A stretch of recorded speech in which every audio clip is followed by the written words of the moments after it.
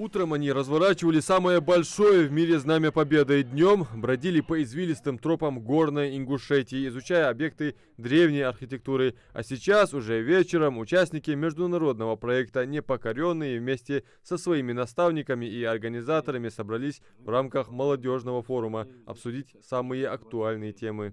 Мы с вами являемся наиболее уязвимым звеном для внедрения как каких-то хороших патриотических настроений, так и негативных тенденций и идей.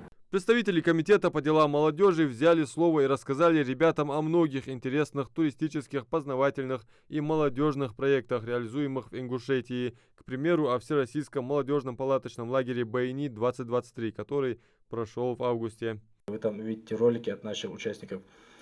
Это все ребята, которые у нас побывали, мы им показывали наши традиции. Таким образом мы убирали все стереотипы, которые находятся в нашей республике. Все эти ребята, 240 участников, которые у нас были, они обещали приехать в следующем году. Поэтому, если вам интересно, я могу вам оставить свой контактный номер, чтобы вы могли в следующем году зарегистрироваться. А также у нас бывает множество, прям куча региональных мероприятий. Участникам международного проекта «Непокоренные» от 14 до 17 лет. Они веселые, креативные и активные, и переживающие за моральное состояние подрастающего поколения. Фарзин Нусайриев, к примеру, поделился своим мнением касаемо проблемы наркомании. Многие случаи суицида молодежи, которые думают, что наркотики могут помочь вам исправить вашу проблему, однако это не так. Они прибавят вам только новые. Самые настоящие наркоманы употребляют такие вещества с целью прийти в нормальное состояние здорового человека, а не наоборот. То есть любой подросток, попробовавший какое-нибудь наркотическое вещество, почувствует себя, грубо говоря, под кайфом. А наркоман же, попробовав наркотик, придет в абсолютно другое состояние. То есть слабо, точнее расшатанная психика наркомана под воздействием наркотических веществ, наоборот, становится более устойчивой.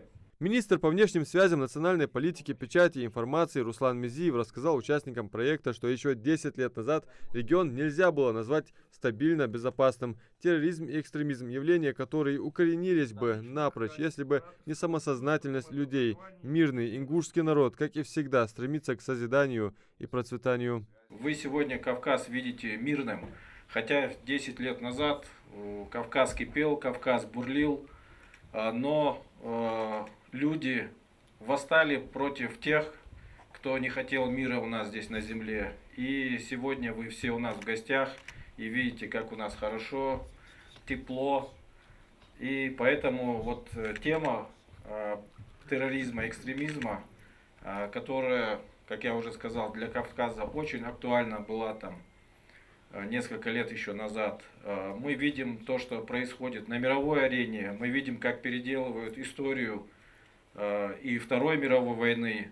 Все они из различных регионов страны, включая вновь освобожденных, а также из 8 стран СНГ. Кристина Денисенко, к примеру, представляет Международное общественное объединение Беларуси «Братский союз». Является соорганизатором мероприятия. Девушка прежде всего поделилась своими впечатлениями о горной Ингушетии. Далее мы проехали в горы Ингушетии, и вот о чем я и говорила, что очень вдохновляет природа. На самом деле, вот мне, как жителю Республики Беларусь, даже не верилось, что в Российской Федерации есть вот такие вот великие, огромные горы. Форум продолжился презентациями, живым общением и обменом мнениями. Многие из участников обменялись контактами с представителями комитета по делам молодежи. Ребята планируют вернуться в Ингушетию уже вместе с семьями. Адам Мережков, Султан Магушков, Новости 24.